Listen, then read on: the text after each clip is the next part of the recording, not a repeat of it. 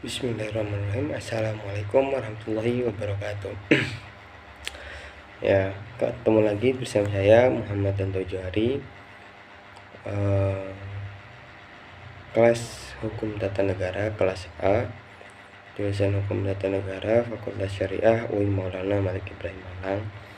Nah, di sini saya akan membahas tentang eksekusi dalam acara perdata.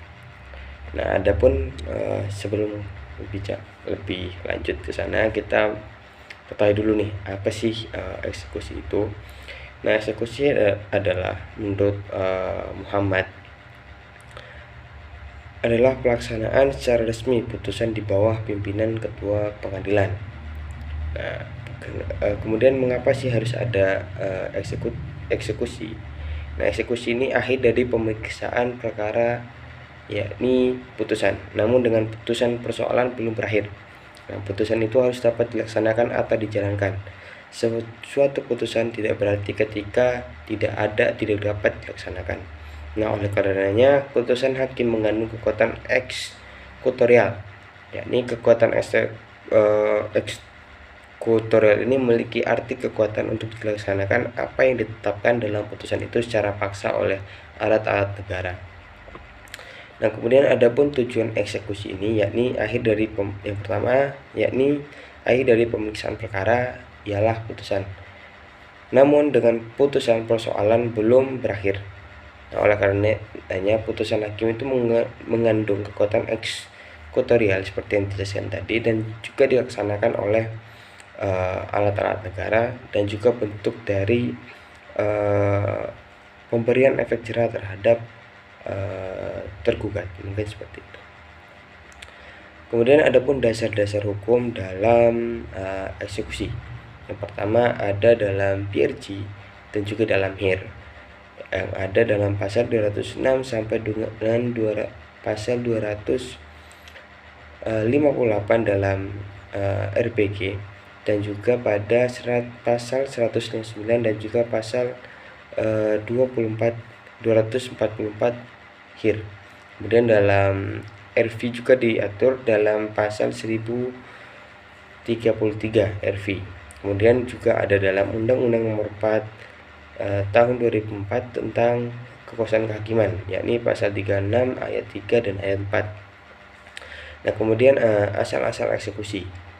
Adapun yang pertama, menjalankan putusan yang telah berkekuatan hukum tetap, kemudian putusan tidak dijalankan secara sukarela, kemudian putusan yang dapat dieksekusi adalah yang bersifat kondemnatoir, kemudian eksekusi atas perintah dan di bawah pimpinan ketua pengadilan.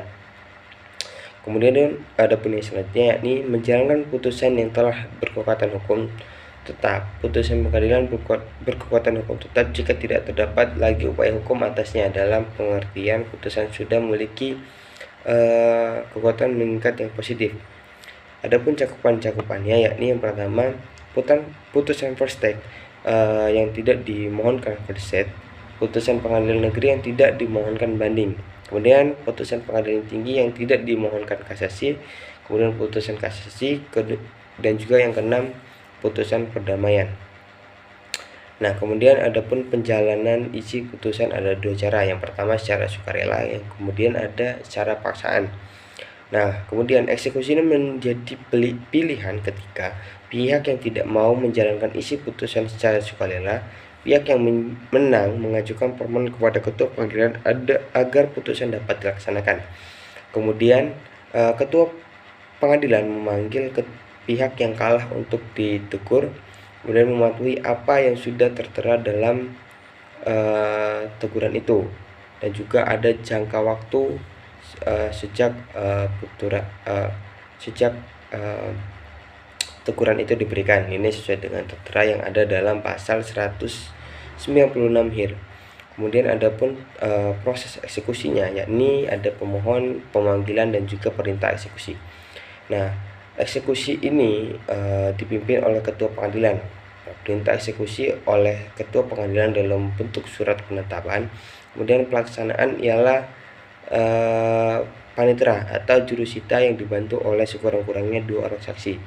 Kemudian memerintahkan panitera atau jurusita untuk melakukan pembenaan sita eksekusi atau executorial beslag.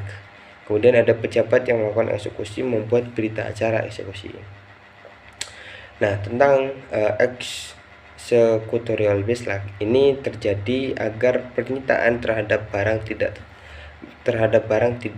tetap benda gerak dan barang tetap jika tidak cukup. Kemudian biaya executorial beslag otomatis sebagai lanjutan. Kemudian juga dari conversion beslag ada sita jaminan. Proses lanjutan ialah penjualan lelang atas barang-barang yang telah disita.